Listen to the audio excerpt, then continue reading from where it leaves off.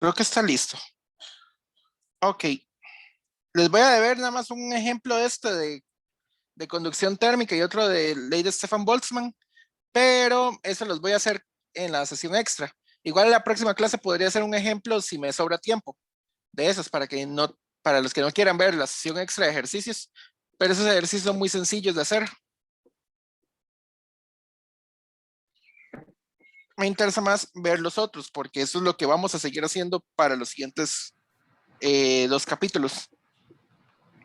Ok, de las fotos que yo les pasé la última clase, sí estoy grabando, ¿verdad? Sí. Vamos a ver, el 16. La última vez les había pasado el 16 del Serway.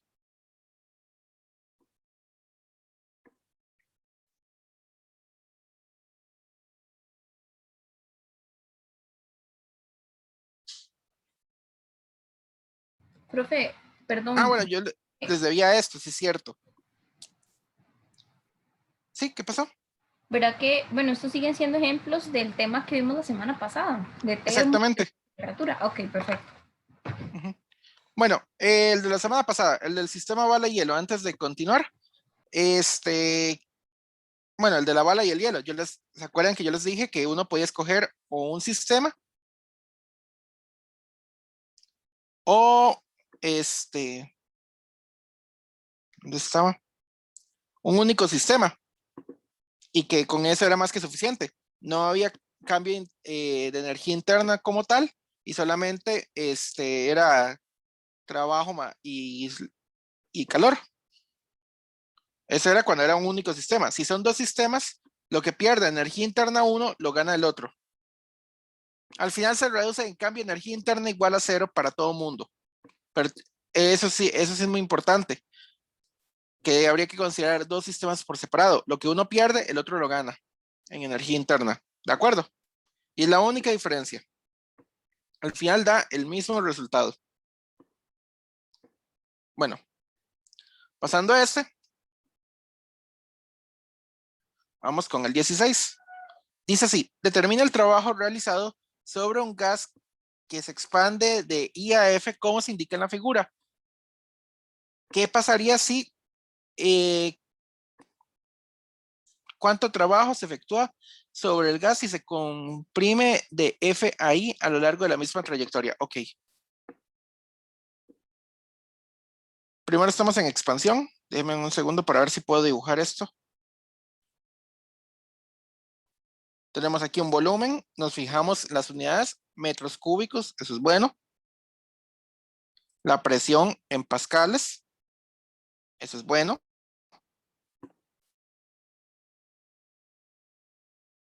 Y más o menos la figura es así. Viene para acá. Es el punto inicial. Viene para acá. Y viene en línea recta para acá. Y este es el punto final.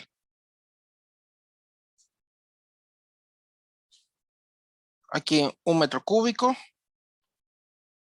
Aquí hay 2 metros cúbicos, 3 metros cúbicos, 4 metros cúbicos. Estos son 2 por 10 a la 6 pascales. Y acá arriba son 6 por 10 a la 6 pascales. Si ahora no necesitamos el intermedio. Perfecto. Ok, entonces nos dicen que busquemos el trabajo efectuado sobre el gas.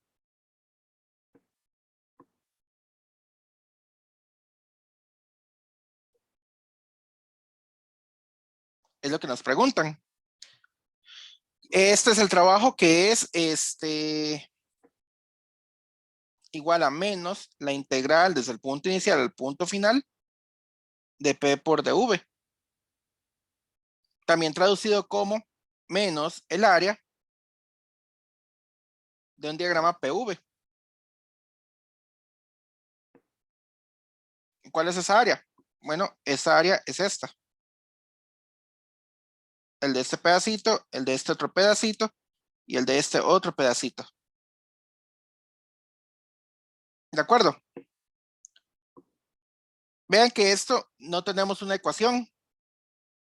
En este proceso particular, este proceso no lo vimos. Es un proceso raro, pero no es ningún problema.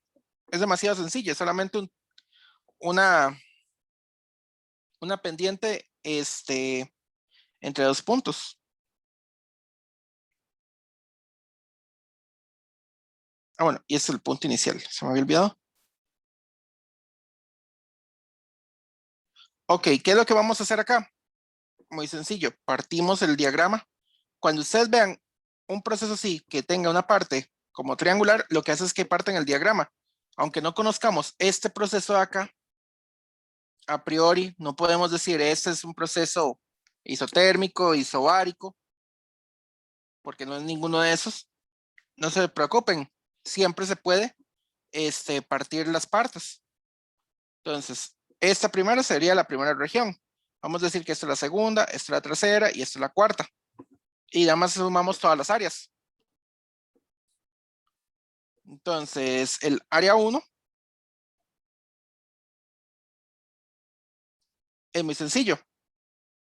Entre aquí y aquí hay solamente 1 metro cúbico.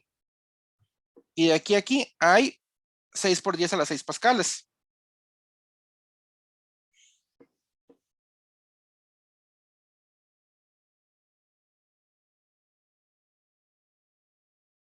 Entonces, esto me hace 6 por 10 a las 6 joules de energía. Vean que sale mucha energía. Cuidadito, lo hacen en atmósferas. Ya les dije, si ven un diagrama en atmósferas, hacen la conversión para que les dé apropiadamente la unidad de energía de joule. Si no, lo que le va a dar es atmósferas por litro y una atmósfera por litro no me hace un joule. Una atmósfera por litro me hace un montón de joules por cualquier cosa. Ok. Okay. El área 2, ¿sí?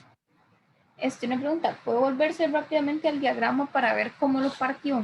Gracias.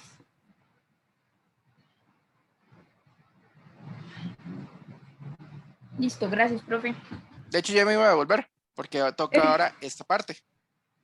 Ok, de aquí a aquí, nuevamente hay 1 metro cúbico. O sea, la base del triángulo es 1 metro cúbico. La altura es este pedacito de acá.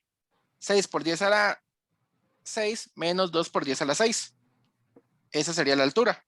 Y muy importante, el área de un triángulo, porque increíblemente mucha gente se le olvida, es 1/2 de la base, 1 metro cúbico, por la altura.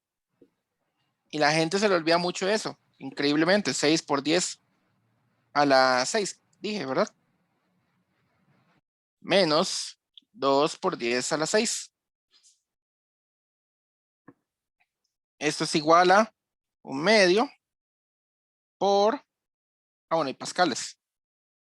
Entonces la unidad va a dar correctamente. 1/2 por 4 por 10 a la 6 pascales. Al final son, perdón. Ya aquí sí se le puede considerar joules. 2 por 10 a la 6 joules. Entonces ya tenemos el del área 2. El del área 3 es este rectángulo de acá.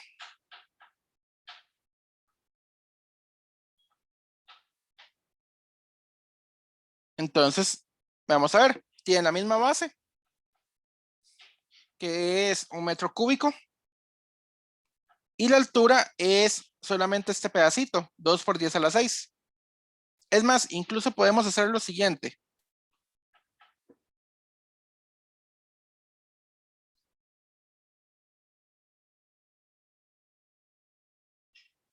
Podemos agarrar e incluso quitarle esta división, ahora que lo pienso, y dejar el área 3 como una sola área. Para no estar haciendo tanto despedazadero de esta cosa. Entonces el área 3 podemos considerarlo un rectángulo con esta altura, que son 2 por 10 a la 6 pascales, y esta base, 2 metros cúbicos.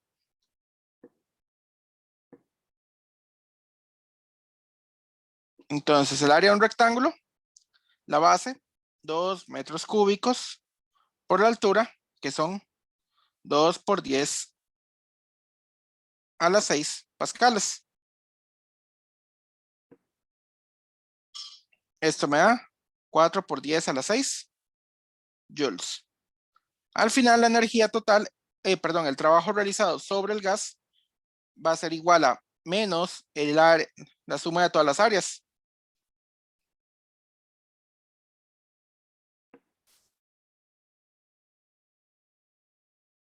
O sea, menos 6 por 10 a la 6.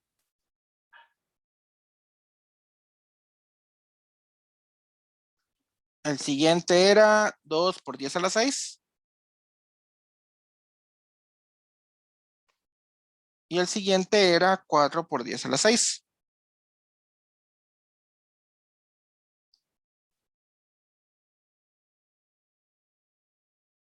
Entonces esto tiene que dar menos 12 por 10 a la 6 joules. ¿De acuerdo? ¿Alguna duda con este ejercicio?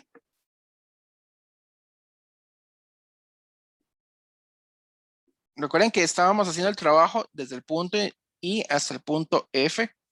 Por lo tanto, lo que había que hacer era sumar todas esas áreas.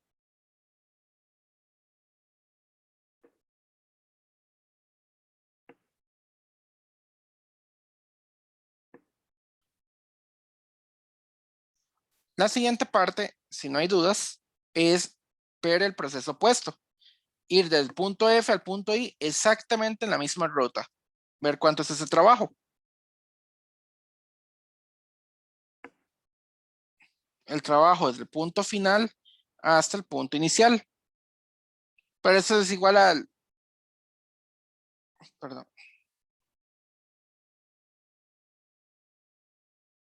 Es nada más devolverse. O sea, esto es igual a menos el trabajo desde el punto inicial hasta el punto final. O sea, esto es igual a menos de menos 12 por 10 a la 6 joules. Se cancelan los menos y queda 12 por 10 a la 6 joules. Y eso sería todo. ¿Alguna duda con este ejercicio? Profe, Sí. digamos, es que en la parte de teoría decía que ese era el trabajo del gas. El trabajo que va a hacer, digamos, del punto final al punto inicial, se podría decir que es el trabajo que realiza el entorno. No. Aquí más bien lo que se está haciendo es, o sea, sí y no. Pongamos la cosa aquí en un pistón. El punto inicial está acá. El punto final estaría como por acá.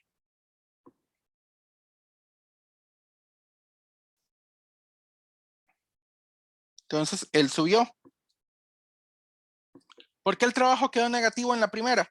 Bueno, porque se expandió. En expansiones, el trabajo realizado sobre el gas es negativo. En compresiones, el trabajo realizado sobre el gas es positivo. Pero estamos aquí diciendo siempre sobre el gas. ¿Qué quiere decir que yo haga contra el gas desde el punto inicial hasta el punto final? Hubiera sido de verdad el negativo de, bueno, el opuesto a este, que sería en realidad 12. Pero hay que tener mucho cuidado con quién está hablando. Aquí nos están diciendo el trabajo sobre el gas desde el punto final hasta el punto inicial. O sea, hacerlo al revés, volver a comprimir el gas.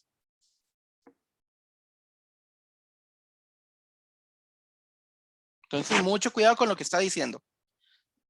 Que yo me devuelva no quiere decir que ahora yo estoy realizando trabajo al lado contrario. Es cierto, se realiza trabajo al lado contrario, pero uno está o parándose en el sistema o parándose en el entorno. ¿De acuerdo?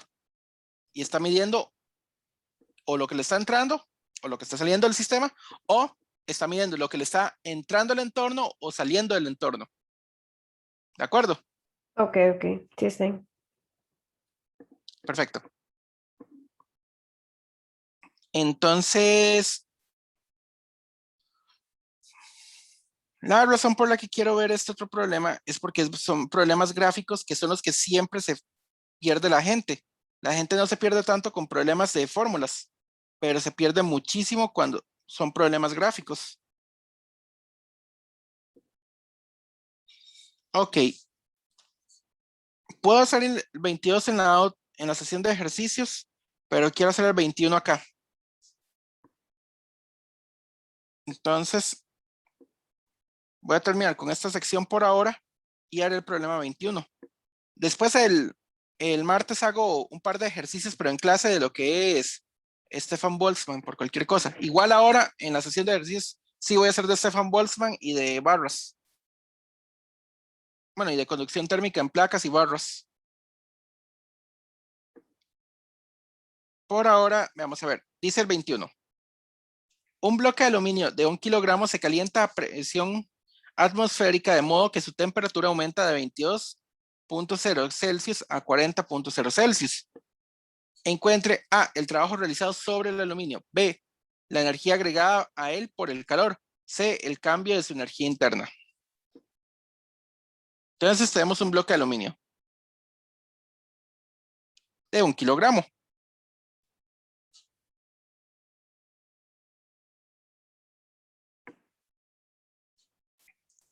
Dice que está a presión atmosférica. Ojo que esto es un bloque y no es un gas, por lo tanto no se va a usar aquí fórmula de gas ideal. Por algo se llama ecuación de gas ideal o fórmula de gas ideal o ley de gas ideal, porque es para un gas.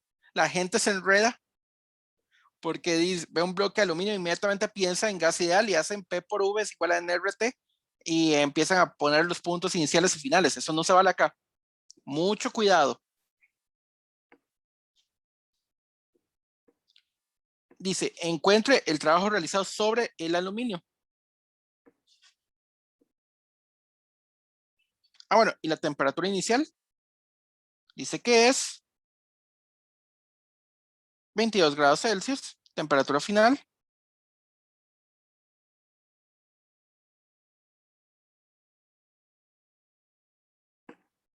es 40 grados Celsius.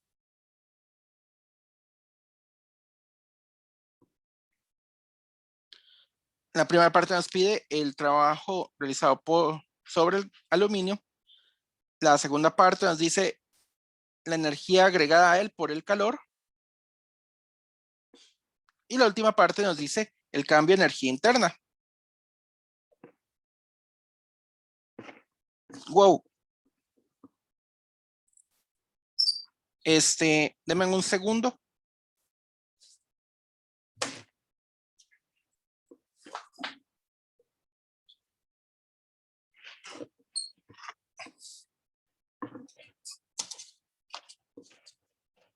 Diablos.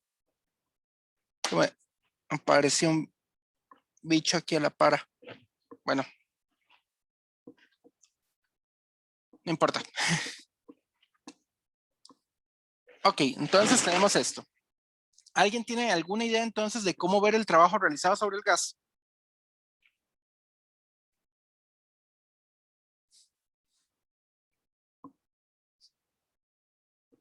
Sobre el bloque de aluminio.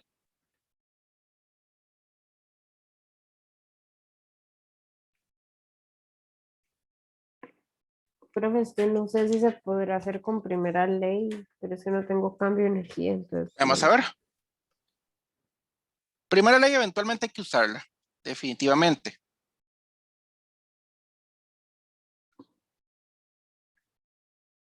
¿De acuerdo? Entonces, ¿el calor lo tenemos? No, en realidad no lo tenemos porque es también una parte de una de las preguntas, ¿verdad?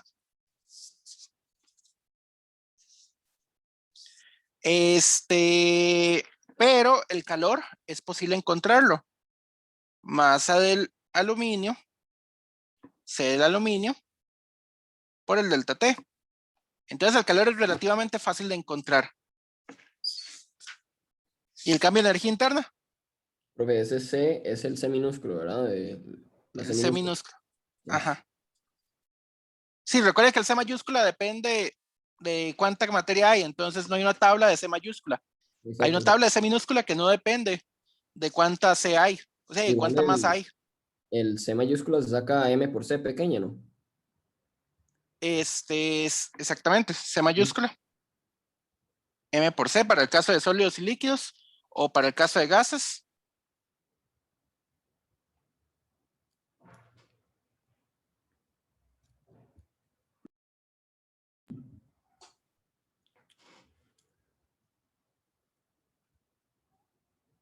Sería con el número de moles. Y este C es raro en los gases. De hecho, es lo que vamos a ver ahora. Ok, perfecto. Gracias. La razón por la que se puede usar en realidad la masa, pero el problema es de que es más fácil medir lo que es moles en lugar de medir masa. Entonces, sale más natural con esto. Ok. ¿Alguna otra idea? Profe, ¿no podría ir a buscar el valor de calor específico del aluminio? Sí, claro.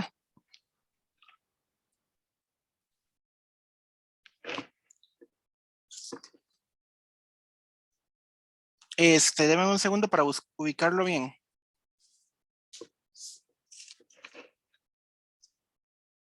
Profe, era 900 joules sobre kilogramo que Perfecto. Sí, es cierto. Joule sobre kilogramo Kelvin. O Joule sobre kilogramo Celsius, como quiera verlo. Recuerden, cambios en Celsius son los cambios en Kelvin. Entonces, para esta fórmula, da lo mismo que abajo vengas joules o que venga Kelvin o Celsius.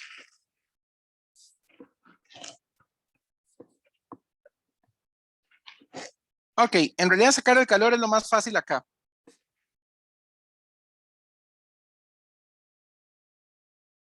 Entonces el calor es igual a 1 kilogramo por 900 joules sobre kilogramo Kelvin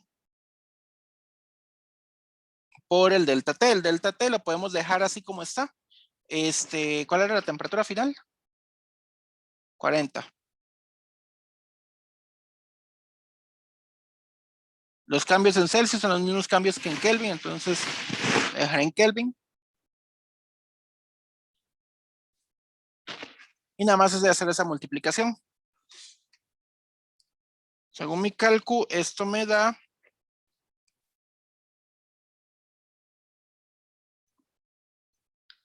más 16,200 joules. ¿Alguien que no esté de acuerdo? A mí me da igual, profe. A mí también Perfecto. me dio. Entonces, tenemos ¿Alguna idea con la energía interna? ¿O para tratar de traerle el trabajo por ese lado?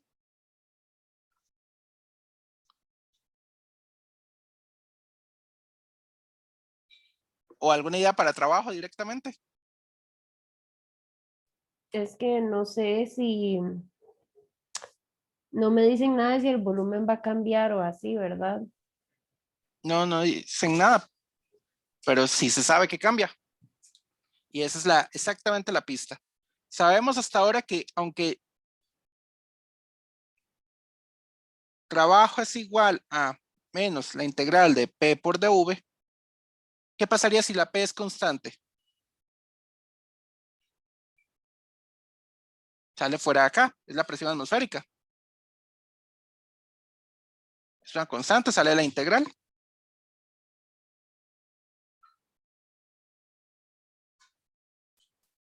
Entonces,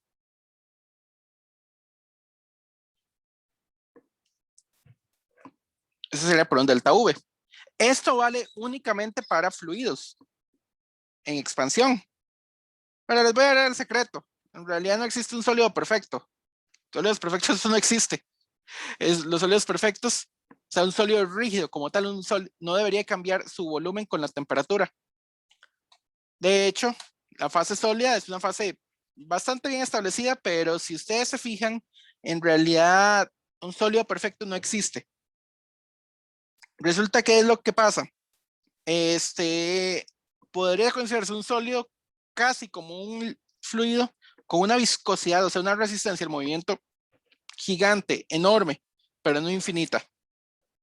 No existe un fluido con semejantes características. O sea, un sólido realmente sí se puede deformar. Realmente sí puede cambiar, de hecho, el volumen con la temperatura. Entonces, no existe el sólido perfecto. Podemos considerarlo, aproximarlo, en este caso, bastante bien por esta fórmula. Entonces, esto es igual a menos presión atmosférica por el delta V. Ahora, muy bien, el delta V, ¿cómo encuentro entonces el delta V? Si el sólido fuera perfecto, el delta V sería 0, pero no es un sólido perfecto. ¿Cómo encontramos el delta V?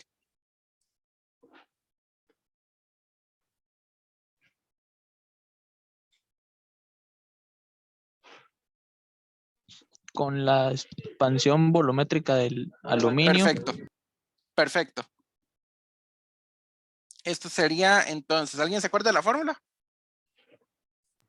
Si mal no recuerdo, era beta por volumen inicial por delta T. Perfecto.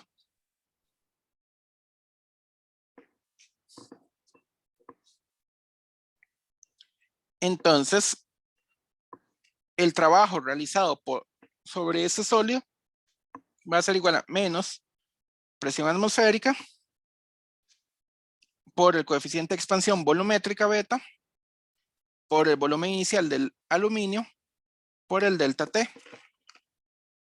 Tenemos ese volumen inicial.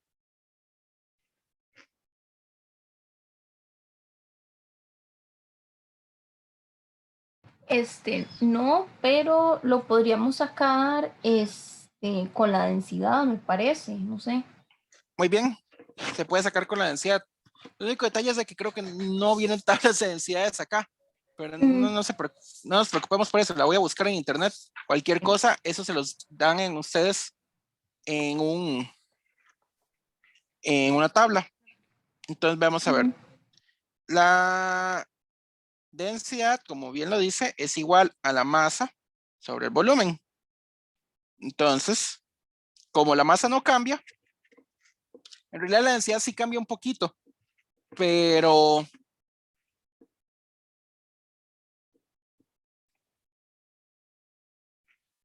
en realidad la densidad, el cambio es significativamente menor. Vamos a ver. Entonces, esto sería presión atmosférica por beta por la masa del aluminio por el delta T entre la densidad del aluminio. Déjeme ver si el libro trae una tabla de densidades en algún capítulo, pero no tener que buscarla en internet. Yo creo que sí, profe, pero no me acuerdo exactamente en qué capítulo ni nada. Sí, voy a fijarme en el capítulo de fluidos. Aquí está. Lástima, es una densidad a 0 grados, pero la vamos a usar. Voy a decir que la densidad es aproximadamente 2.7 por 10 a la 3 kilogramos sobre metro cúbico. En realidad esto es a 0 grados, o sea, estará malo. Hay una manera de encontrar la densidad exacta a 22 grados, pero no nos vamos a complicar más el problema. El problema en realidad no es tan complicado. Porque en realidad si yo sé que densidad es igual a masa entre volumen, entonces yo puedo hacer la densidad para cualquier cosa, siempre y cuando que yo use volumen es igual al volumen inicial por 1 más beta por delta T. Pero no nos vamos a complicar más de la cuenta. Ya Ya el problema es lo suficientemente complicado y en realidad la densidad no va a cambiar tantísimo como uno cree. Va a cambiar de hecho relativamente poquito. Entonces vamos a usar esta como si fuera la de 22 grados. Entonces ya saben que hay un pequeño error asociado acá, pero no nos vamos a preocupar tanto por ese error. Déjenme buscar entonces ahora el beta del aluminio.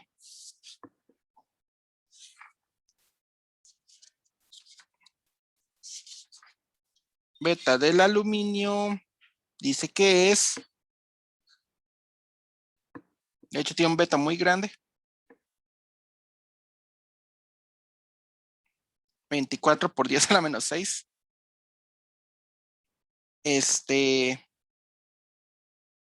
Perdón, Celsius a la menos 1. O Kelvin a la menos 1. Bueno, con esto en mente, ya podemos sacar cuánto trabajo se realizó sobre este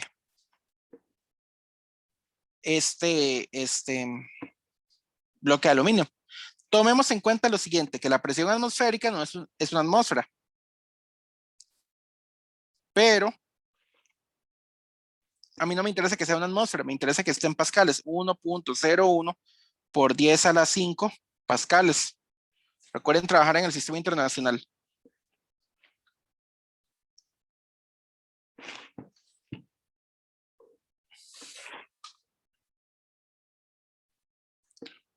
Por beta. Entonces, vea, vamos a ver cuánto va aquí esto metido acá. Según mi cálculo, si alguien lo puede confirmar. ¿Qué más llevaba la fórmula? La masa era 1 por el delta T. Y entre la densidad del aluminio, que son 2.7 por 10 a la 3. Ok, según mi calculadora, el trabajo realizado sobre el aluminio es igual a menos 0.01616 joules. ¿Alguien de acuerdo? Yo, profe. Profe, a mí me dio 1624. Un poco. 1624. Poquitillo, Cerrado. sí. No, me dio 0,01624. Bueno. Es un poquitillo eso. Es un poquitillo, sí. Entonces notemos lo siguiente. En realidad para esto, el trabajo fue realmente pequeño, prácticamente despreciable. Comparado con el calor transferido al sistema. 16,000 joules es una cantidad exagerada de trabajo, de calor. O sea, la energía transferida por trabajo es muy poquita. Ahora bien, el cambio de energía interna.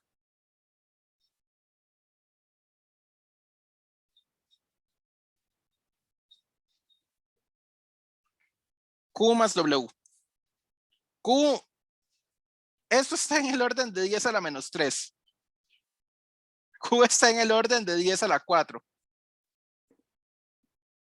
Ni nos voy a molestar en hacer esto porque no voy a meter ese montón de decimales acá. Para efectos de esto, el trabajo es igual a 0. El cambio de energía interna para un sólido es aproximadamente Q. Esto es igual a M. Lo voy a dejar expresado en esta manera por una razón muy importante. MC delta T. Esto es algo que yo no les he justificado. No sé si va a entrar en el quiz. Sé que va a entrar para el siguiente quiz, pero para esto es algo que me extraña mucho que no lo dijeran explícitamente. Pero el cambio de energía interna va a ser igual siempre a MC delta T. Para el caso de sólidos. Incluso para el caso de líquidos. Para el caso de gases, vamos a ver que eso no es tan así. Sí es así, pero lleva su pequeño toque. Y hay que tener mucho cuidado con cómo hacer esto para un gas. Pero para sólidos y líquidos, el cambio de energía interna es aproximadamente mc por delta T. Profe, ¿Sí? ahí por qué fue que la W lo tendimos a cero, el trabajo. Ah, Por eso el mismo calor que... es 16.000 joules, Ajá. 16.200. Ujú. El trabajo es menos 16 por 10 a la menos 3 joules. Ah, ok, eso es como es casi despreciable, digamos. El calor es, digamos, 1.000.000 de veces el orden de magnitud que le hizo de trabajo a eso. Ujú. Entonces es prácticamente despreciable. Exactamente. Ok. Para efectos de esto fue despreciable. Para gases ya vamos a encontrar que esto es una fórmula completamente exacta. Para sólidos es un aproximadamente igual. Y igual para líquidos es un aproximadamente igual. Porque en realidad el trabajo realizado sobre el líquido va a ser casi despreciable. Un líquido es altamente incompresible. Un sólido es altamente incompresible. Pero un gas, no. Un gas se puede comprimir muy fácilmente. Y se puede expandir. Y eso va a ser un problema para calcular el cambio de energía interna. Entonces, dejemos esta como la última fórmula del capítulo que se vería para el cambio de energía interna para un gas para un líquido y para un sólido es aproximadamente igual a la masa por C por el delta T, igual al calor. No sé si va a entrar para esto, espero que no, porque esto sería materia más bien del siguiente, pero esta es la justificación para sólidos y líquidos.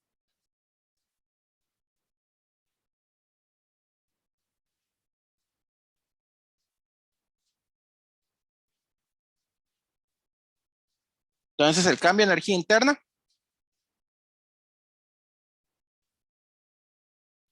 fue igual entonces al calor, igual a 16.200 joules. Bueno, aproximadamente igual, un poquitito menos, pero apenas una millonésima parte menos. Entonces, vean que no influye en nada. Con gases va a pasar algo parecido, pero con gases hay que tener cuidado. ¿De acuerdo? ¿Alguna duda hasta ahora?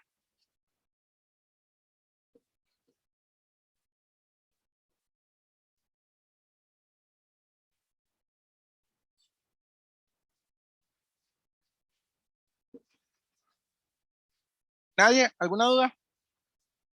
De mi parte no, profe, muchas No. gracias. Ok.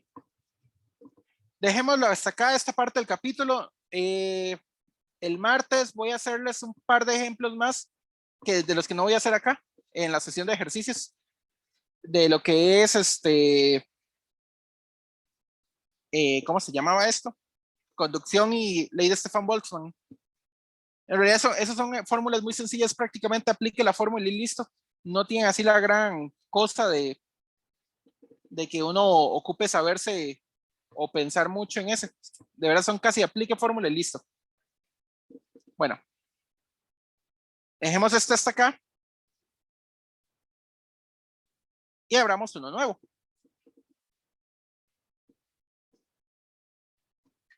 Vamos entonces a teoría cinética de gases.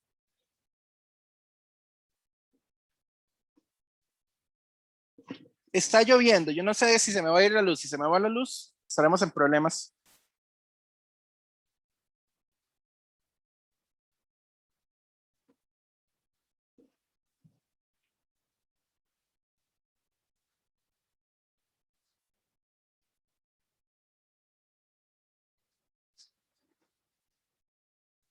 Entonces, ¿cuál es la justificación de esto? Lo primero es de que pudimos describir relativamente bien el sólido y el líquido con el capítulo de temperatura. Delta V es igual a volumen inicial por beta por el delta T, ¿verdad? Eso funciona muy bien para líquidos y sólidos, pero para gases no funciona tan bien. De hecho, para gases lo que sirve es la ley de gas ideal. El único detalle es que con la ley de gas ideal no podemos cubrir todos los huecos en la tabla que habíamos hecho la vez pasada. Esa es la justificación de este capítulo, poder terminar de rellenar la materia. E incluso vimos que para un sólido, el cambia en energía interna es igual al calor. Es muy curioso. Vamos a ver que para el gas va a pasar algo parecido, pero con el gas hay que tener muchísimo cuidado. Con el sólido también habría que tener muchísimo cuidado, pero en realidad el sólido, como cambia poquito volumen, no va a haber tanto problema. Con el gas sí, el gas va a cambiar mucho. Entonces, la primera parte, ¿por qué se da esto?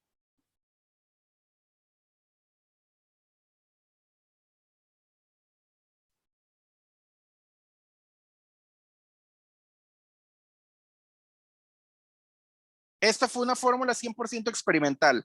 Agarramos la ley de Charles, la ley de Boyle, la ley de Gay-Lussac, las combinamos todas. De la manga me saqué que existía un gas hecho de pequeñas esferitas muy pequeñas que no sé ni qué son hasta ahora, del orden del número Avogadro. También alternativamente les había dicho que la fórmula era NK por T. Cualquier cosa, cualquiera de las dos. ¿Por qué se dan entonces? ¿Hay alguna manera de poder teóricamente sacar esto? Y la respuesta es sí. Para ello se hizo el modelo del gas.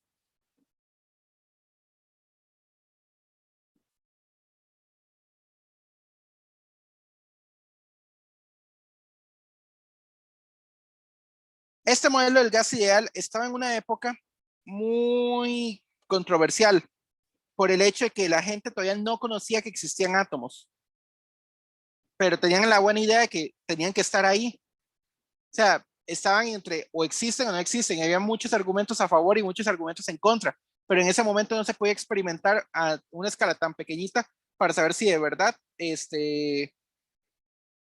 existían los famosos átomos o no, o las moléculas. No se sabía en esa época.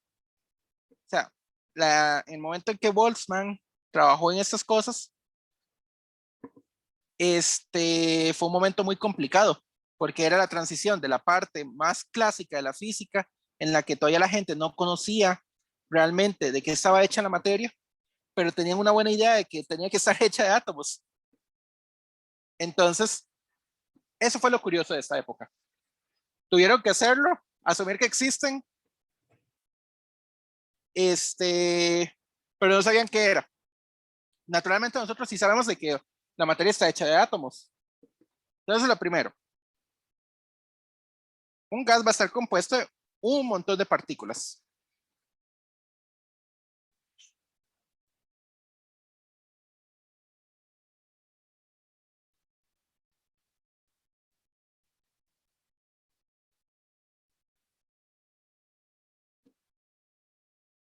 Ay.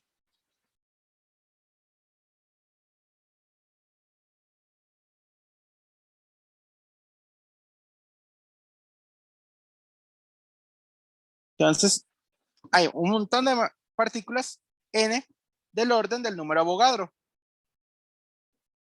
¿Por qué el orden del número Avogadro? Bueno, porque el número Avogadro es un número enorme. O sea, podemos describirlas en términos de moles, básicamente.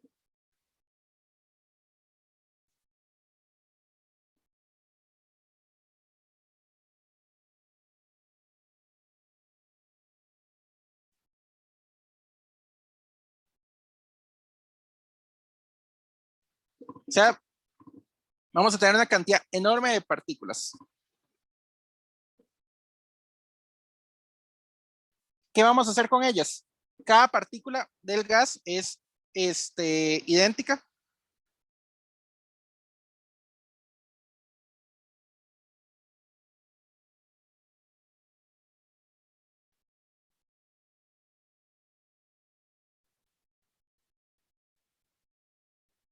O sea, cada partícula tiene la misma masa. Y entre comillas, mismo volumen. Pero ya ahorita no nos vamos a preocupar más por el volumen de él.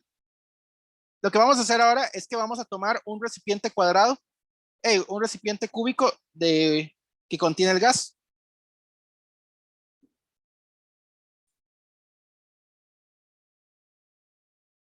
Un gas no puede retener su volumen a menos de que lo encerremos en un recipiente. Entonces vamos a encerrarlo en un recipiente cúbico. Este es un cubito del lado L. Mentira, el libro usa una D. Yo es que uso L, pero usemos la D. No hay ningún problema.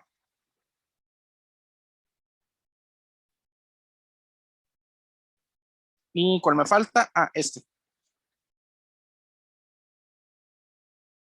Listo. Entonces el volumen de esto va a ser de al cubo. Entonces, en un recipiente cúbico,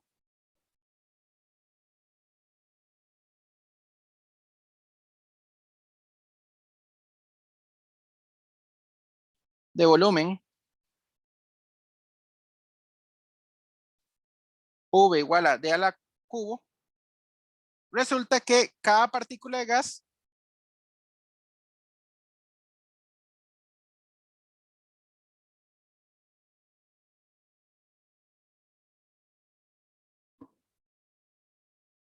tiene un volumen despreciable.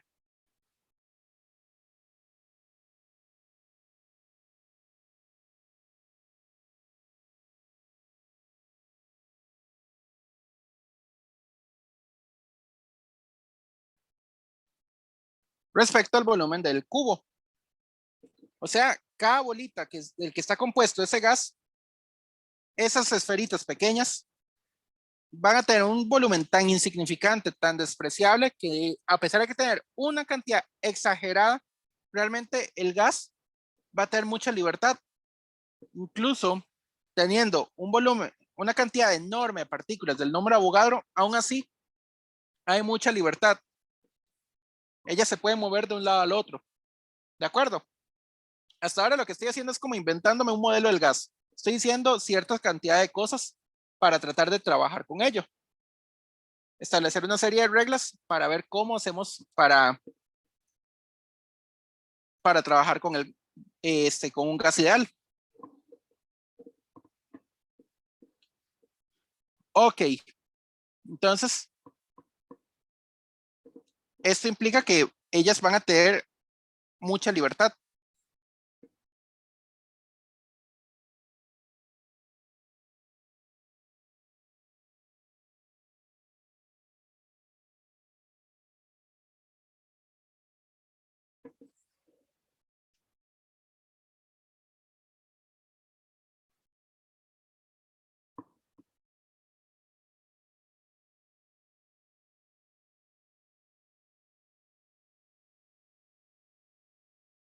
Aún nos falta un poco más para asegurar esa libertad. En realidad todavía nos falta una cosita más, pero prácticamente con esto es más que suficiente. Entonces tenemos un montón de esferas muy pequeñas con una cantidad minúscula de volumen que no va a afectarme para nada que yo meta un número enorme de partículas acá, tanto como el número de Avogadro o más si quieren. No me va a afectar en absolutamente nada acá. Les van a seguir teniendo su libertad. Nos falta entonces un poco más para asegurar de verdad que van a tener mucha libertad. Pero prácticamente con esto ya aseguramos esa libertad de moverse. ¿Qué más nos falta? Ok.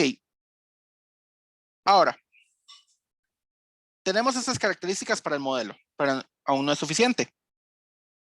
Entonces tenemos un gas compuesto por muchas partículas del orden del número de Avogadro. Cada partícula del gas es idéntica, o sea, tienen la misma masa, el mismo volumen, aunque es un volumen minúscula que no me interesa. Lo vamos a meter en un recipiente cúbico y quiero ver cómo se mueve entre ese recipiente cúbico. Entonces, ¿qué más vamos a hacer? Bueno, vamos a decir lo siguiente. ¿Cómo se mueven ellas? Es una buena pregunta.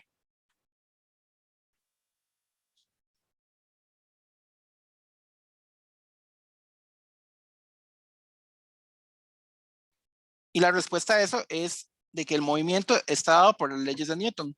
Entonces, las partículas o moléculas del gas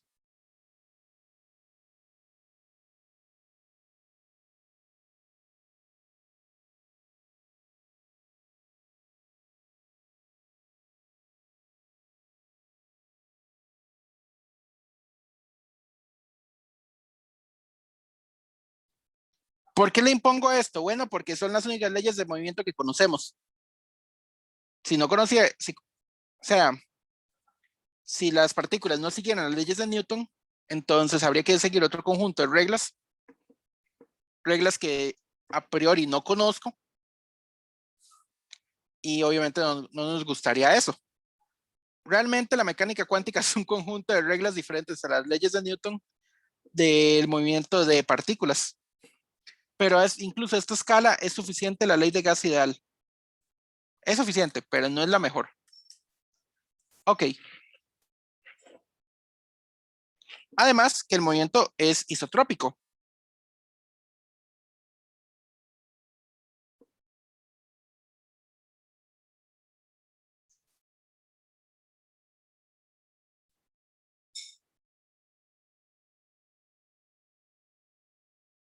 ¿Qué quiere decir isotrópico? Isotrópico lo que quiere decir es que no importa la dirección en la que mueva, yo siempre puedo ver como una copia en cualquier otra parte. O sea, si yo me fijo en un pedacito del cubo acá, en algún momento particular, ahí que yo escoja, abrí la caja y yo quiero meter un sensor de movimiento de todas las partículas acá y medí cosas, y yo puedo medir exactamente lo mismo en esta otra zona. Puedo medir lo mismo en esta otra zona. Da lo mismo. O sea, yo puedo ver en cualquier parte exactamente la misma clase de movimiento.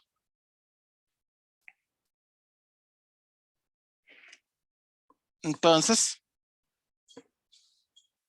más importante aún, yo puedo ver cualquier partícula en cualquier dirección con cualquier rapidez.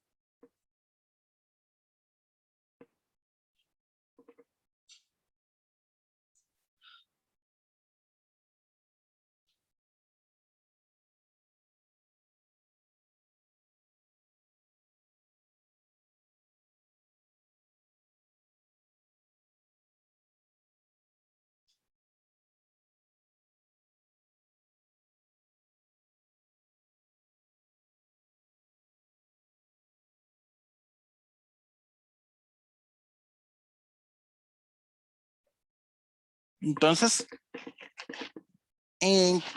yo me fijo en un punto y voy a ver una partícula ahí moviéndose con una rapidez tal, y puedo ver otra partícula moviéndose con una rapidez tal, y puedo seleccionar otro lugar, otra región de ese cubo y ver exactamente lo mismo. O sea, nada más requiero tiempo suficiente de exposición y voy a ver partículas moviéndose de un lado para el otro con la misma rapidez. O sea, no importa la escala, yo voy a ver exactamente lo mismo. Y no importa la dirección, voy a ver exactamente lo mismo. Vamos a ver. Algo muy importante para garantizar la libertad del movimiento. Las moléculas o las partículas solo interaccionan con fuerzas de corto alcance.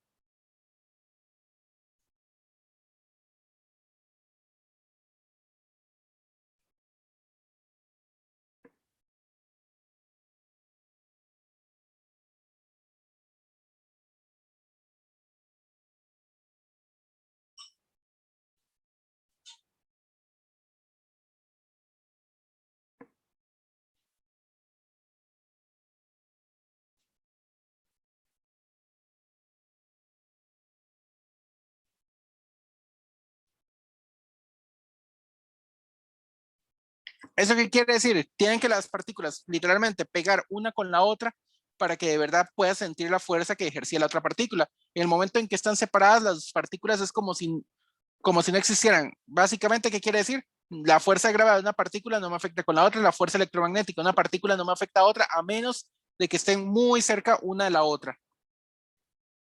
Entonces, solamente cuando ya de verdad una se colisionó con la otra, es la única razón por la que yo puedo aceptar que haya una fuerza entre ellas. No hay fuerzas de largo alcance. O si las hay, son despreciables. Y por último, cualquier colisión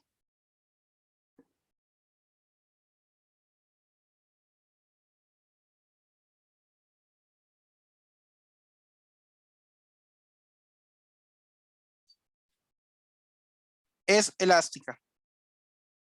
¿Alguien se acuerda qué significaba eso? De física 1.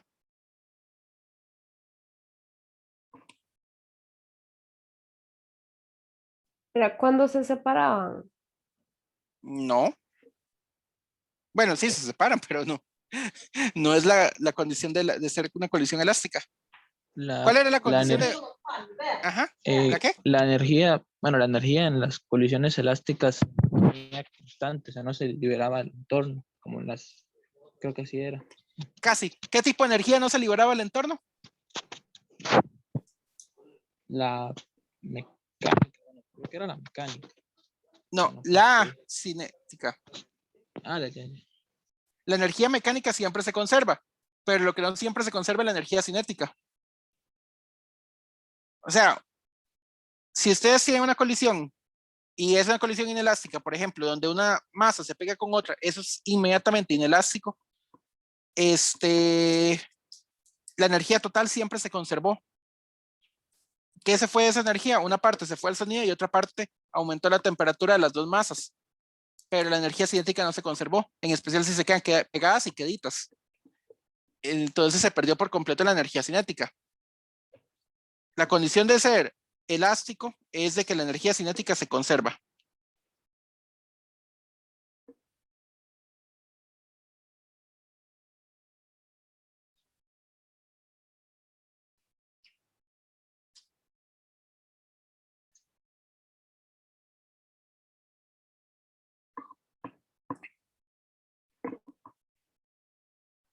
Entonces, cualquier colisión es elástica, ya sea entre partículas o entre partícula y pared. O sea, se vale también colisionar elásticamente con la pared. Entonces, todavía yo no les he dicho qué son esas famosas partículas del gas. Bueno, el gas puede estar hecho de partículas monoatómicas, diatómicas o poliatómicas. La razón es de que la poliatómica es diferente, esa no se va a ver. Entonces, nada más por dejarlo por acá, pero esto va para mucho después. Creo que lo voy a ver hasta la otra clase, la importancia de esto. Entonces, las partículas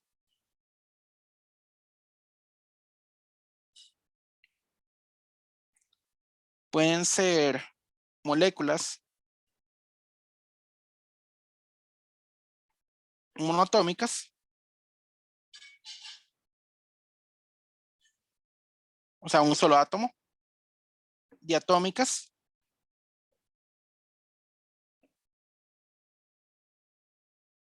dos átomos, o poliatómicas, muchos átomos.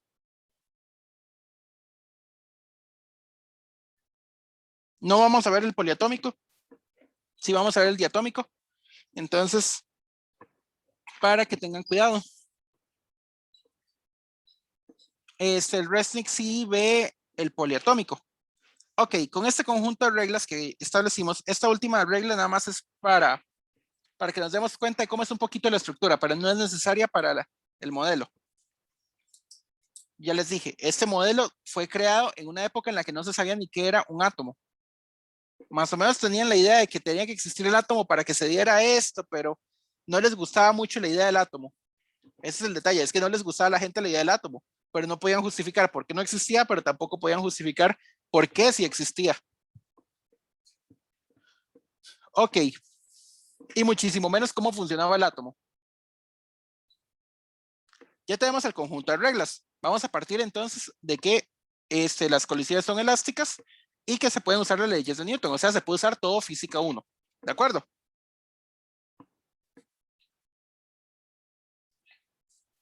Entonces, encerramos el gas en un cubo. Conozco el volumen del cubo. La razón del cubo es simplemente para simplificar al final las cosas. Se puede hacer sin necesidad de un cubo, se puede hacer en una figura ahí random, pero que de paredes rígidas. O sea, un globo un globo ahí deformado, se puede hacer perfectamente, pero es más complicado. Requeriríamos además cálculo y un poquito más de física estadística.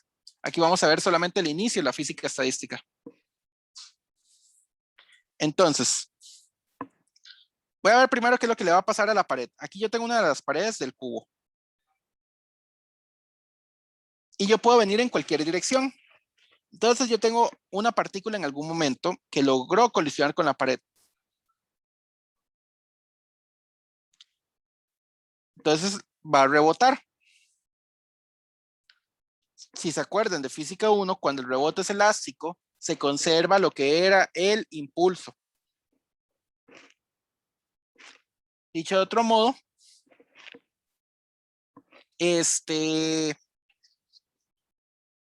podemos ver cuánto es el cambio de cantidad de movimiento. Lo hice en este lado de la pared por una razón. Bueno, primero porque el libro lo pone en ese lado de la pared y segundo porque vamos a tener vamos a tener al final una fuerza, digamos, entre comillas, positiva al puro final. De momento todavía no va a ser positiva. Aquí va a venir con una velocidad inicial, esta partícula. Como solamente colisionó con una pared, la velocidad se va a conservar en cuanto a magnitud, pero no en dirección. Entonces yo tengo la 10ª partícula, así que voy a ponerle a una v sub i. Esta i no va a representar la velocidad inicial, sino la velocidad de la 10ª partícula. Entonces, v sub i, velocidad de la 10ª partícula.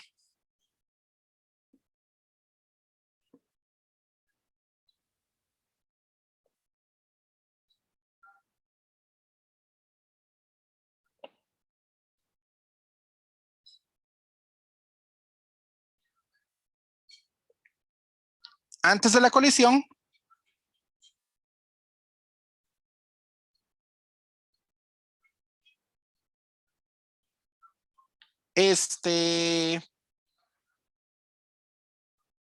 la P, la cantidad de movimiento en dirección X, fue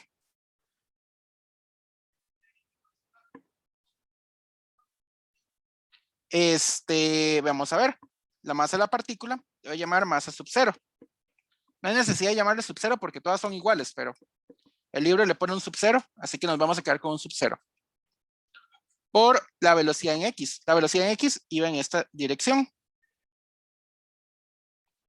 La velocidad en X de la 10ª partícula. Vamos a ver cómo le pone. Sí, así le pone. Después de la colisión,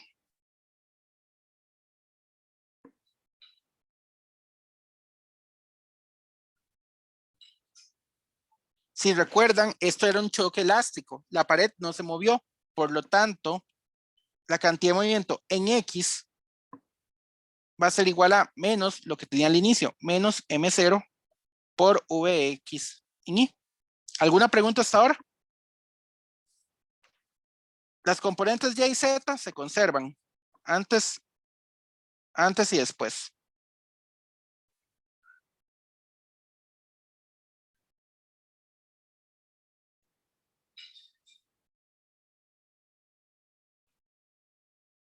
Pero esto no me va a interesar. Solamente me interesa la X, que fue la única que cambió. ¿De acuerdo?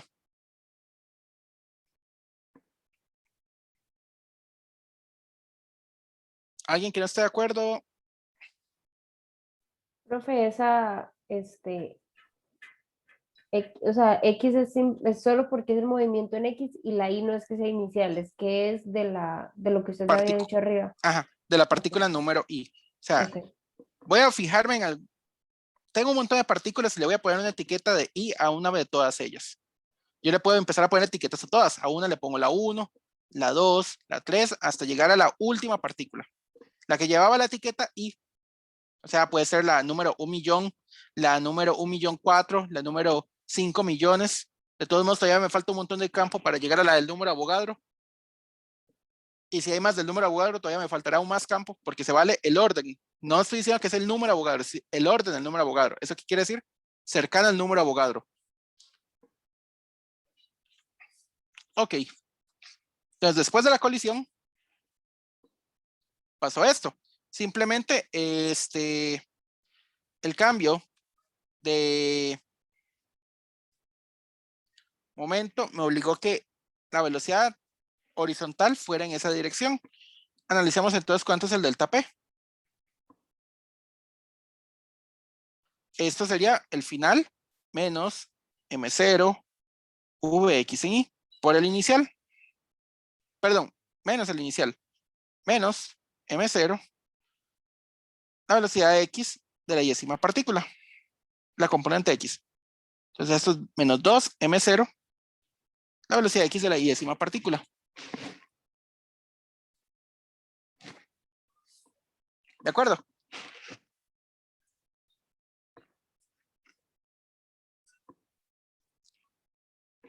Entonces, ¿por qué es que yo no necesito estos otros dos? Por una razón. Acordémonos cómo era la segunda ley de Newton.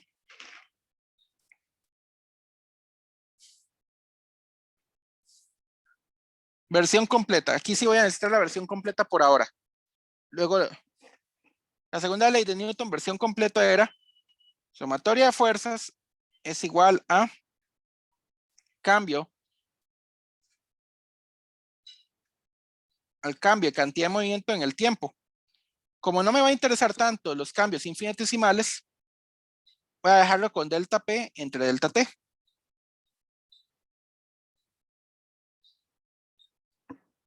¿De acuerdo? Como estos son vectores,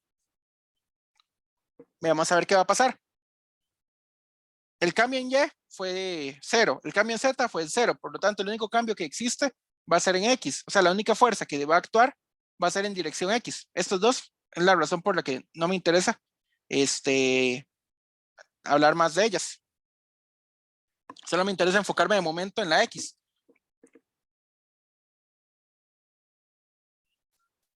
Entonces, ¿qué es lo que pasó? La partícula vino por acá, llegó, chocó con la pared y se fue por allá. Entonces la pared ejerció una fuerza sobre la partícula.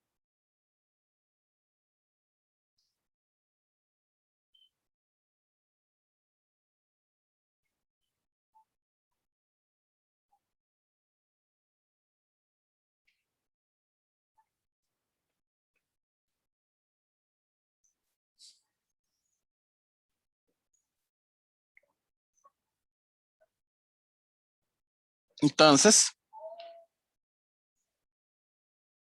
yo no sé cuánto es exactamente esa fuerza, así que le voy a poner como es una fuerza promedio. Esta barra que yo le estoy poniendo arriba significa fuerza promedio sobre la décima partícula.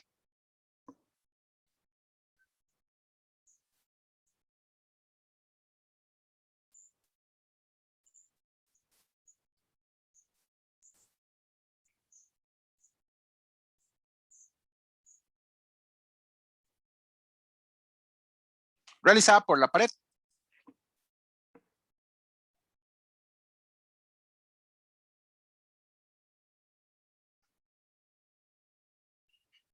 ¿De acuerdo?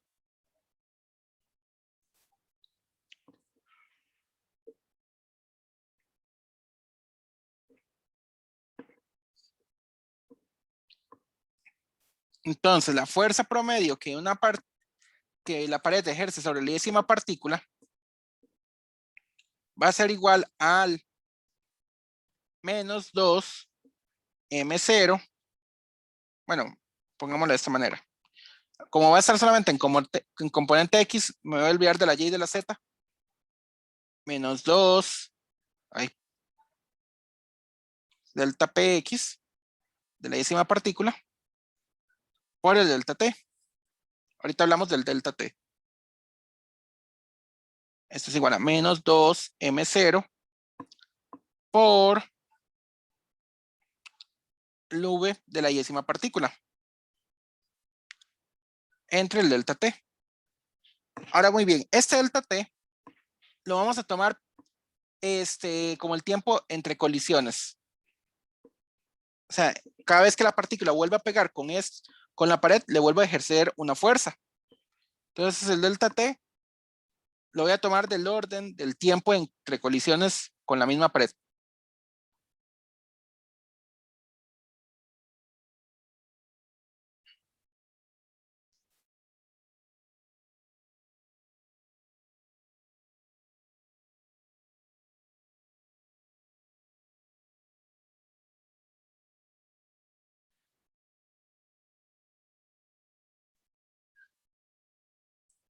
¿Por qué así? Porque en realidad debería ser el tiempo que tardó la fuerza en ejercerse. Pero ese tiempo es muy difícil de medir o muy difícil de imaginarse. Es un tiempo muy pequeñito. Pero sí me puedo imaginar fácilmente el tiempo entre diversas colisiones. O sea, en que la partícula vuelve y choque con la misma pared. Entonces, ¿qué va a pasar? Hagamos otra vez un dibujo. Un poquillo medio sacado de la manga el dibujo. Entonces yo estaba interesado en esta pared. Esta es mi pared con la que estoy interesado. De aquí a aquí hay una distancia de... Vino una partícula, pegó por acá, pudo haber pegado por acá, pudo haber pegado por acá, pudo haber pegado por acá y regresar por acá.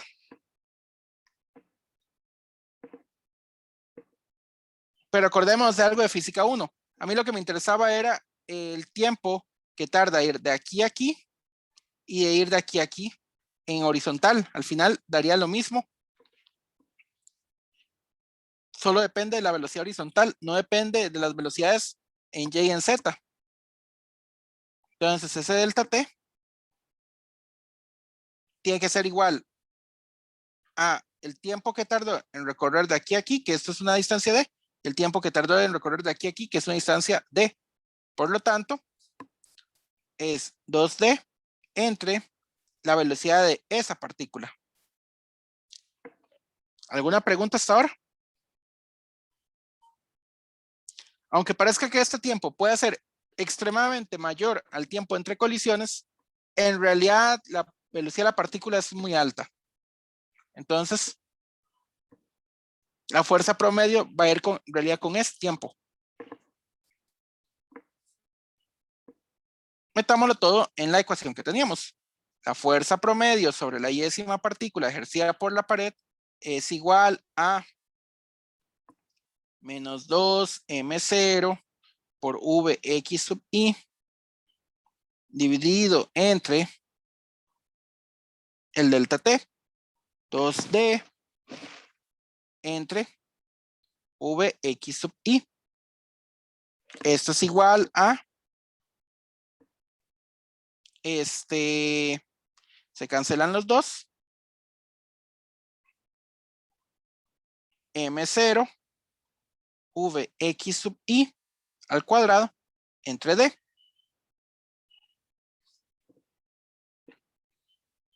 Ok. ¿Alguna duda hasta ahora? Profe, perdón, ¿puede irse un pelito Bueno, para me faltaba hacerlo menos. para ver lo que puso antes de esa cajita, porfa? De la última Sí, cajita. claro.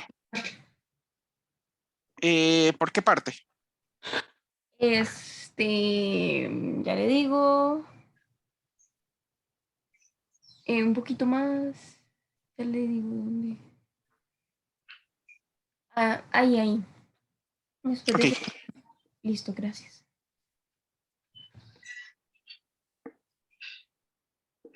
Ya, puedo pasar.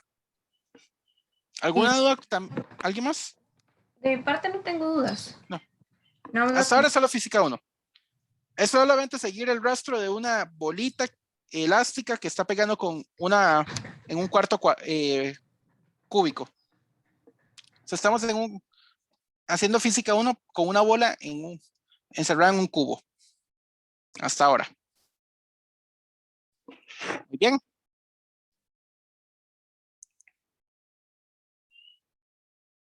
Entonces, ya tengo la fuerza.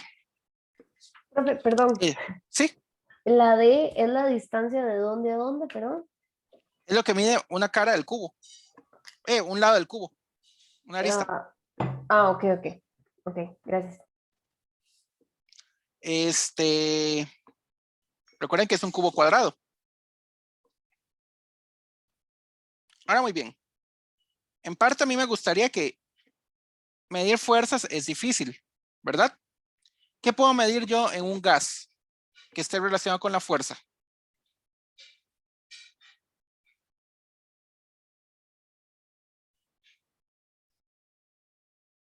¿Alguien que se acuerde qué se puede medir fácilmente en un gas que esté relacionado con la fuerza? La fuerza es difícil de medir. ¿Por La qué? Porque presión. la presión, muy bien. Entonces, nos gustaría medir la presión que el gas ejerce sobre la pared. Entonces, por tercera ley de Newton,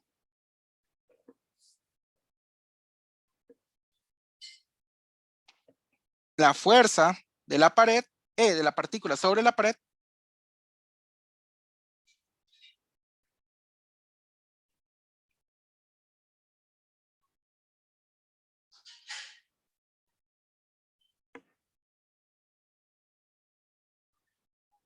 es igual a menos la fuerza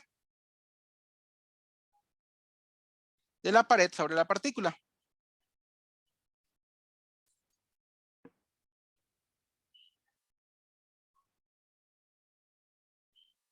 Eso es muy importante, porque ya ahora puedo tener la fuerza promedio de la décima partícula sobre la pared.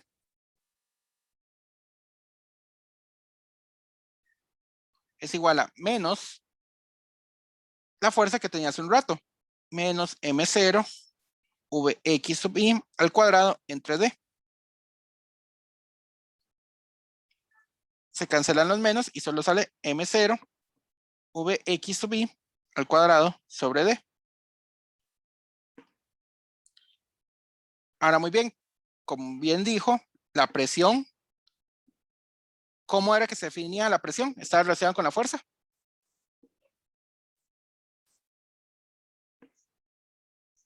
Fuerza entre área. Muy bien, pero esto tiene que ser la fuerza neta de todas las partículas.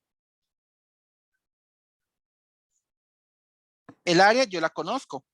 ¿Cuánto es el área de una sola pared? D al cuadrado. Muy bien.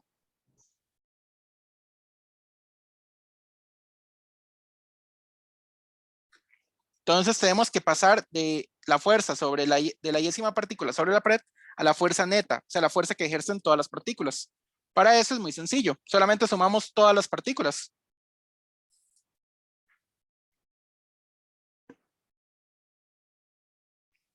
Entonces vamos a agarrar y vamos a sumar todas las partículas ahora, desde 1 hasta n, de la fuerza de cada una de esas partículas sobre la pared.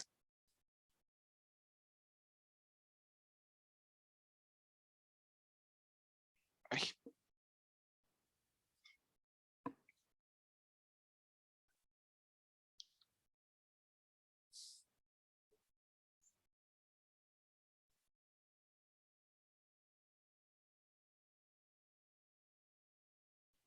Para efectos de esto, ¿qué es constante? La masa y la distancia, el lado de una de las caras. Entonces, puede salir la masa y puede salir la D. ¿Por qué? Porque cada partícula, o sea, si yo tengo un gas puro, por ejemplo, oxígeno, cada partícula tiene que tener exactamente el mismo. Hasta ahora yo no estoy considerando mezclas de gases, estoy considerando un gas único. Entonces, todas las partículas tienen la misma masa.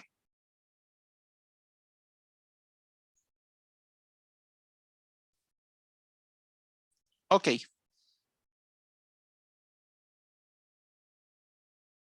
Esto me puede ayudar, pero todavía me gustaría simplificar esto un poco más.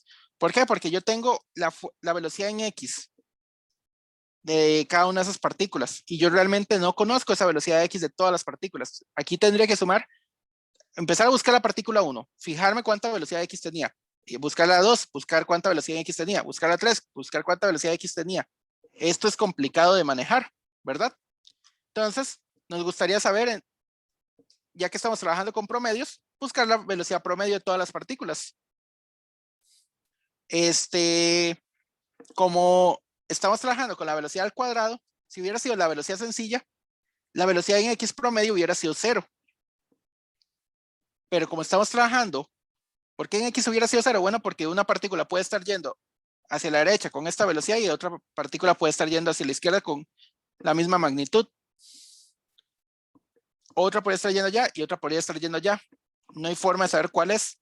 Entonces, en el promedio solamente una X se hubiera cancelado. Pero ¿qué pasa con el promedio al cuadrado? El promedio al cuadrado, o sea, el promedio del cuadrado no se cancela. Entonces, ¿cómo sacamos? por pura definición, la velocidad en X, perdón, la velocidad en X al cuadrado promedio de todas las partículas es igual a la suma de cada una de esas partículas, Vxy al cuadrado, dividido entre n, el número total de partículas. ¿Alguien con alguna duda hasta ahora? Las barras a partir de ahora van a significar promedios, ¿de acuerdo?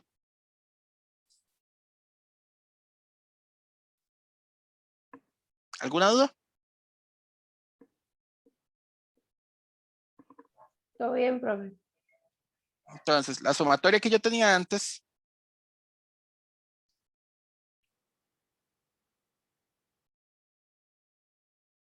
va a ser igual al número total de partículas por su velocidad en X promedio. Tenemos ahora un detalle. ¿Por qué en X?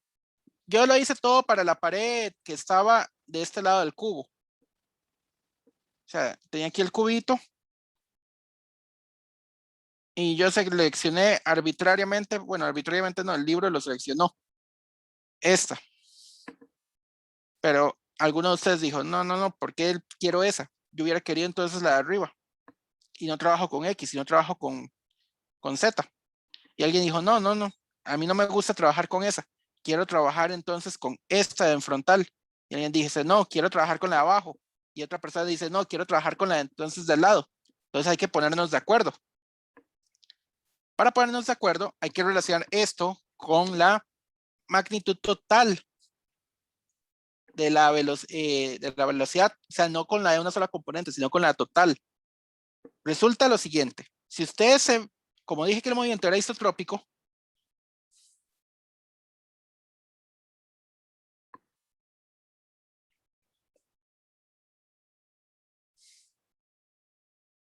no importa dónde vean, las componentes realmente no van a cambiar. O sea, yo puedo fijarme en una parte y ver exactamente un conjunto de partículas con las velocidades de otro conjunto de partículas. Y puedo cambiarme de dirección, darme vuelta a la cabeza y ver exactamente las mismas componentes. ¿Qué es lo que quiere decir? Al puro final, que el promedio de la X al cuadrado es igual al mismo promedio de la Y al cuadrado. Y es el mismo promedio de la Z al cuadrado. Bueno, el promedio de la componente al cuadrado. ¿De acuerdo? Eso es lo que quiere decir movimiento isotrópico. Yo puedo reproducir el movimiento en cualquier componente. No me da, me tiene que dar exactamente lo mismo. No hay diferencia entre una y otra componente. O sea, no hay una componente particular preferencial. Eso es lo que quiere decir isotrópico. Todas las direcciones son exactamente igual de probables para cualquier velocidad. Entonces los promedios siguen siendo los mismos. Los promedios tienen la siguiente particularidad. Si yo tengo v al cuadrado, yo sé que eso es vx al cuadrado más vy al cuadrado más vz al cuadrado. Yo puedo sacar el promedio y solamente la suma de los promedios. Pero como todas las componentes son las mismas, esto es 3 veces vx al cuadrado y le saco el promedio. Ahora sí, ya nadie me puede decir que quería una pared en particular y esa pared era especial por alguna razón. Al final lo que me interesaría realmente es la velocidad total. Así que le voy a agregar esto acá. Entonces la sumatoria esa que yo tenía para X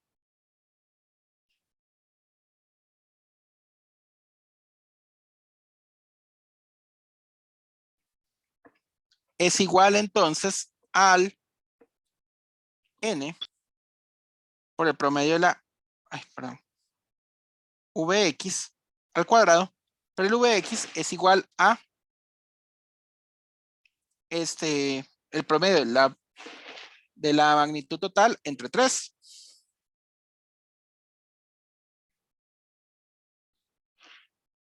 Y ahora esta fórmula sí la puedo reemplazar en la parte anterior. ¿Cuál era la fórmula? Aquí está. Entonces busco la fuerza neta. Entonces la fuerza neta, que era igual a M0 entre D por la sumatoria de las Vxi al cuadrado, pasa a ser ahora M0 por N entre 3. Voy a cambiar esto de orden.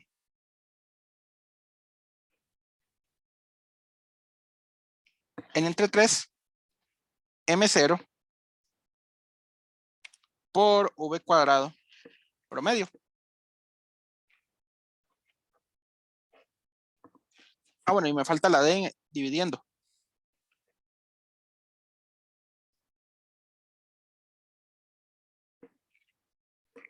¿Esto qué quiere decir?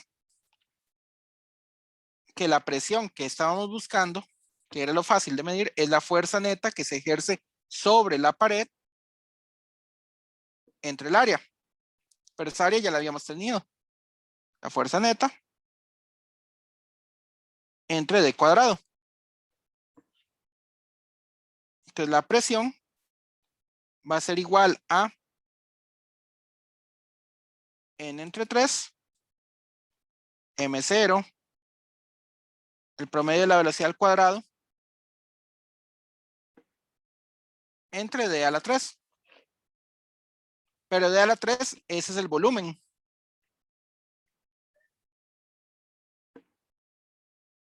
Entonces N0, perdón, N por M0,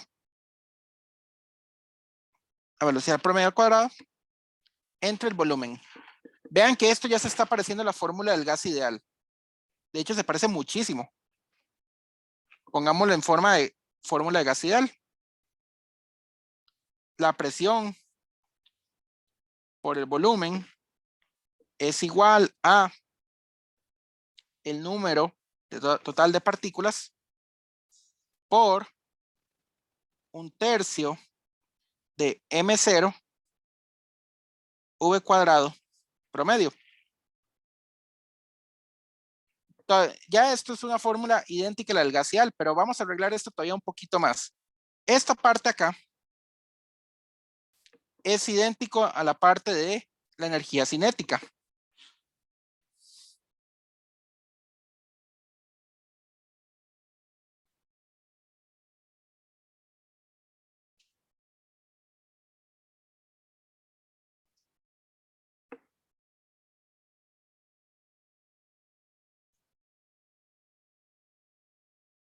Lo único que me falta es tener un medio, entonces lo que voy a hacer, voy a multiplicar en el numerador y el denominador por un 2.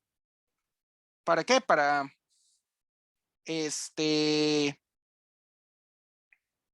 dejarlo en términos de energía cinética.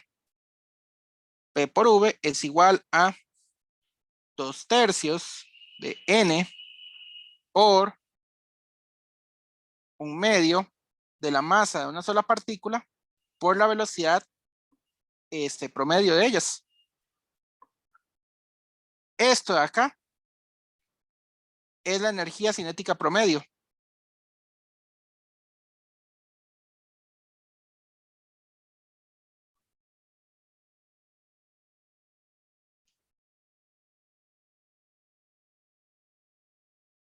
De una sola partícula.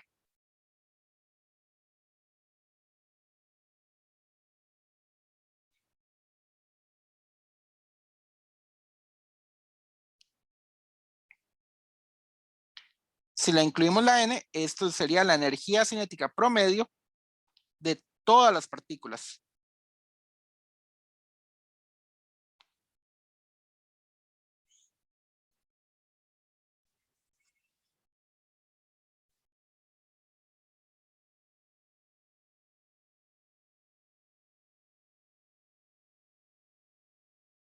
En realidad, la energía promedio. Entonces vean que yo puedo sacar muchísima información con solamente fijarme en esto. Ahora, muy bien, yo les dije que la idea de esto era sacar de alguna manera la fórmula de gas ideal o al menos poder saber qué significan de verdad las partes de la fórmula del gas ideal. Entonces, vamos a comparar con la fórmula del gas ideal. Entonces, yo sé que P por V es igual a, en términos de N, sería el número total de partículas por la constante de Boltzmann por la temperatura. Pero yo sé también de la fórmula anterior que esto sería el número total de partículas por, bueno, 2/3. Sí, sí, voy a dejarlo así. Por 2/3 de la energía cinética de todas las partículas, de una sola partícula. 2/3 de la masa por la velocidad promedio, por la velocidad al cuadrado promedio. ¿Esto qué quiere decir? Literalmente yo puedo reemplazar una cosa en la otra.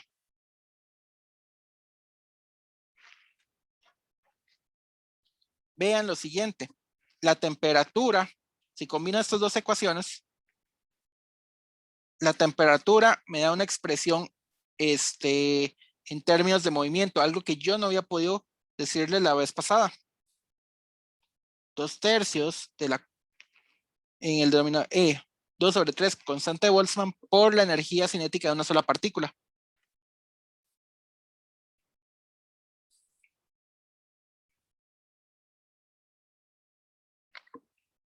Esta fórmula es extremadamente importante.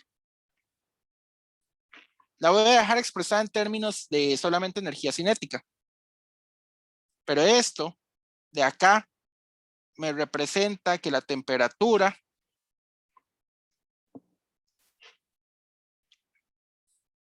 Profe, ¿sí? esos dos que están ahí yo no los puedo cancelar. Se pueden cancelar, pero eso es para que vea que eso queda en términos de la energía cinética. Ah, ok. La temperatura es proporcional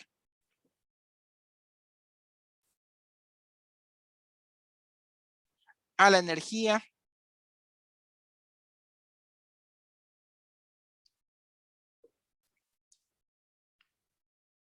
cinética de las partículas.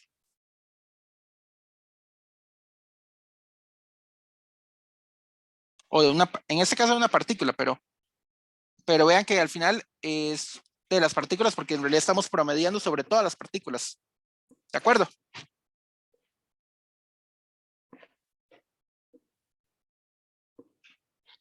Luego esto nos da una fórmula muy fundamental en la física, extremadamente importante. Este es un medio. Nada más es de despejar la fórmula ahí arriba.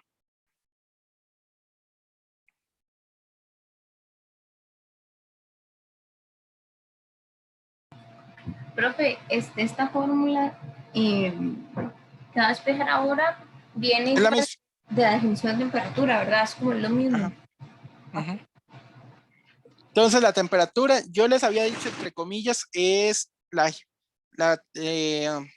una medida de la agitación de las partículas al puro inicio. Y se los dije, ese va a ser nuestro spoiler, pero no se los puedo justificar hasta mucho después. Bueno, este es el mucho después. Realmente la temperatura es una medida de la energía interna de cada partícula. Bueno, perdón, de la energía interna del gas. Ahorita vamos a hablar un poco más de eso antes de irnos, porque ya estamos sobre tiempo. Pero con esto era que quería que nos quedáramos. Profe, y por ahí tiene el valor de la constante esa de K. La constante de Boltzmann, sí, claro, es Sí. 1. A ver, mejor la busco porque era como 1.38 por 10 a la menos 26. Pero antes de bateársela, porque nunca me acuerdo las constantes de memoria, mejor se la digo exacta con el valor del libro. Un segundo. Sí, es 1.38 por 10 a la menos 23. Me equivoqué, no era 26, era 23. Recuerden que la constante de Boltzmann es la constante de gases ideales sobre el número de Avogadro.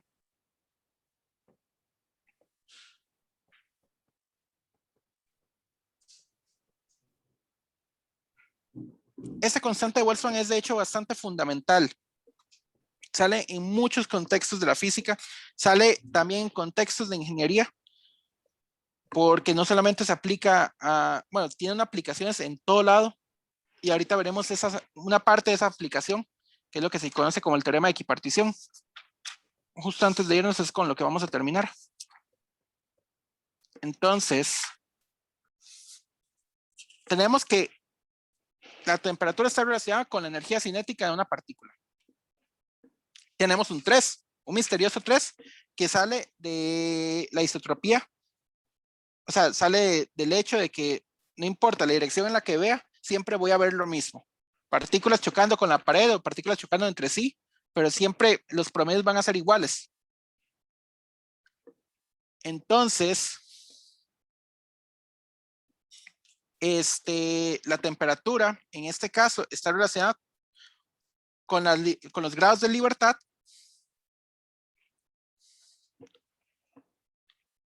El hecho de que esté ese 3 ahí es muy importante, porque la temperatura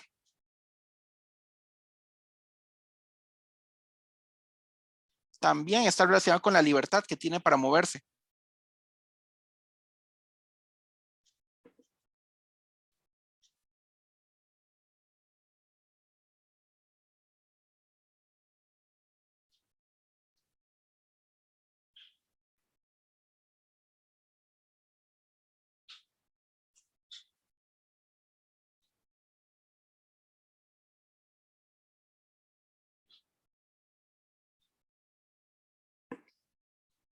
A esto se le conocen como grados de libertad.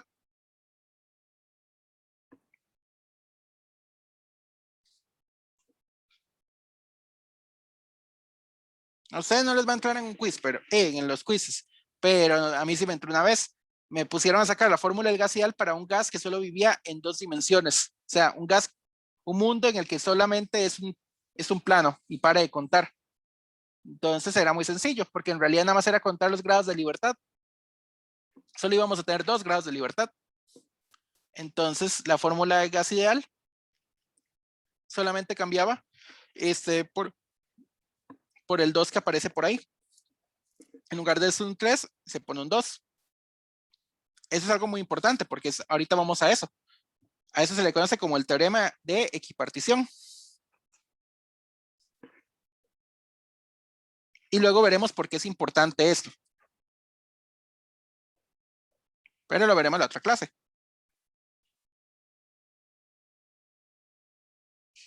Nada más les doy el teorema y la otra clase les digo por qué nos va a afectar después en el futuro. Entonces, cada grado de libertad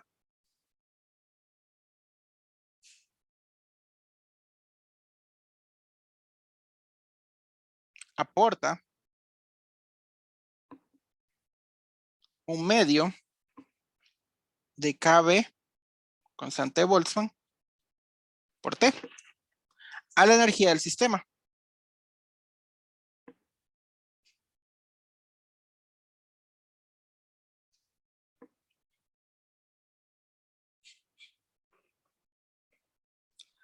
Donde los posibles grados de libertad son asociados a la traslación, la rotación y la vibración de las moléculas.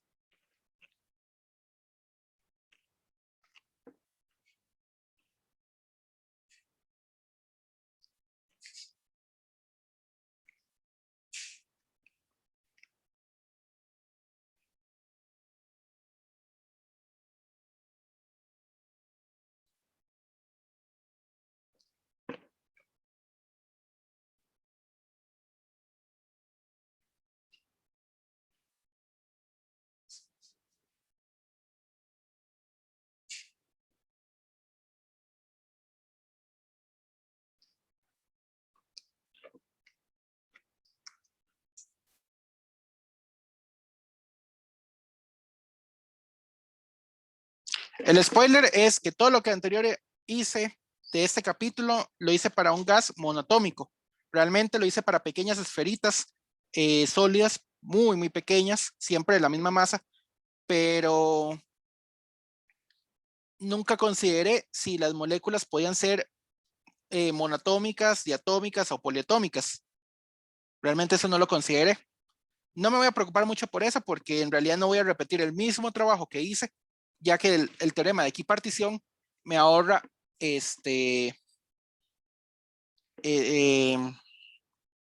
todo ese trabajo. Finalmente, antes de irnos, la última fórmula que voy a ver. Entonces, la energía cinética total de las n partículas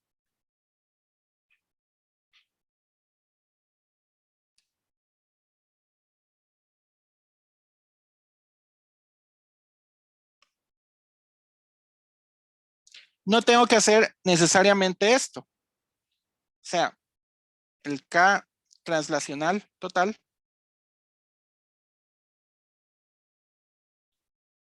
es igual a n veces un medio de la masa de una partícula por el promedio de las velocidades al cuadrado. No tengo que hacer esto. Realmente, con la fórmula que teníamos anteriormente, yo pude haber hecho que sea nada más 3 medios del número total de partículas por la constante de Boltzmann por T. Pero, si recordaban, la constante de Boltzmann está relacionada con el número Avogadro. Y si yo divido el número total de partículas entre el número Avogadro, me va a dar el número de moles. Entonces, también lo puedo ver como 3 medios del número de moles por la constante de gases, la constante universal de gases por la temperatura. La otra clase empieza con la velocidad. Bueno, no, terminamos con la fórmula de... Hay una forma de medir como esa promedio sin que sea la velocidad promedio al cuadrado, que se llama velocidad cuadrática media. VRMS se define como la raíz de esto. O sea, ya que no tengo el promedio de Vx, pero sí tengo el promedio de V cuadrado, entonces saquemos la raíz de ese promedio. Eso es lo que quiere decir la rapidez cuadrática media.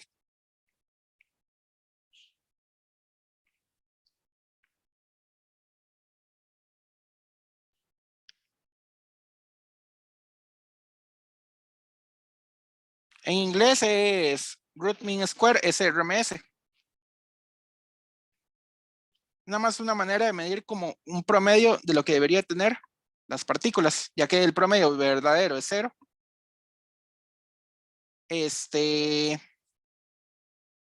Entonces usemos este otro para medir eso. Aquí M es la masa molar del sistema.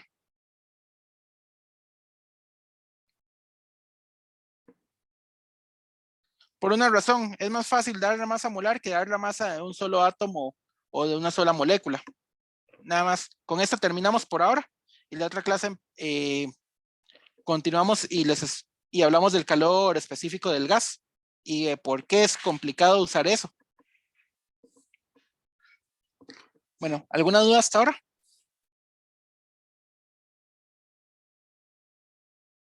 Todo bien, profe. Está bien.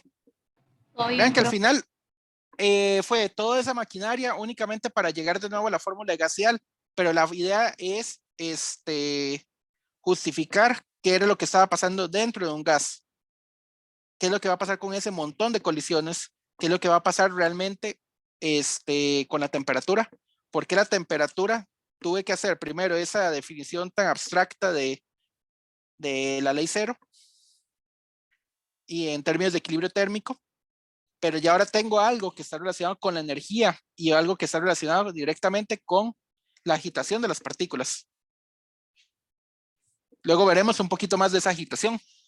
¿Qué quiere decir esos otros 2 grados de libertad que no hemos visto hasta ahora? Las rotaciones y vibraciones. ¿De acuerdo?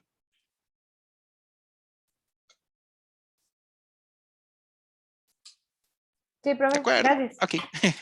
Bueno, hasta luego. Se Muchas cuidan. gracias, profe. Hasta luego. Gracias. Chao, Hasta luego. profe, por allá. Vamos, Chao. profe. Todo bien. Chao.